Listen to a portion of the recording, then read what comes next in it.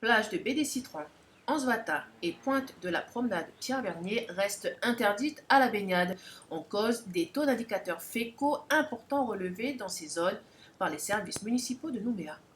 Dès la détection d'une pollution, tous les jours de nouveaux prélèvements sont faits afin de vérifier si la pollution est toujours là ou si elle est partie.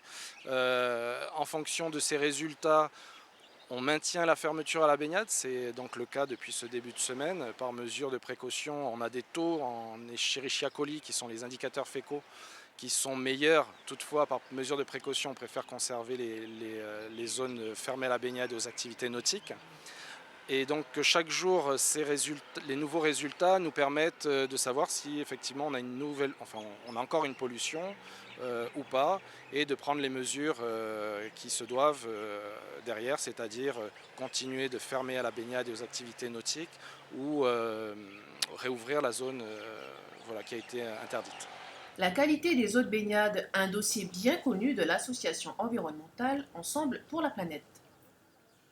Alors s'agissant du cas particulier de la baie des Citrons, nous savons de longue date que les problèmes s'y concentrent et qu'ils ne sont pas forcément liés à la pluie, aux événements météorologiques. Elle est due à une prise en compte largement insuffisante des problèmes d'assainissement.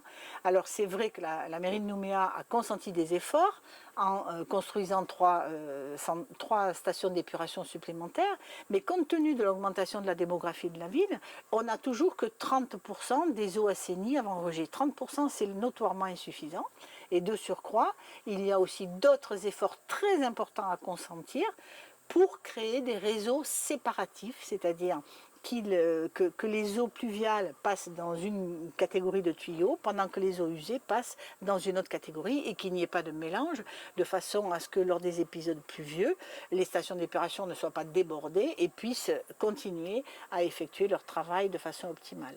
En attendant, ces trois zones restent interdites à la baignade jusqu'à nouvel ordre.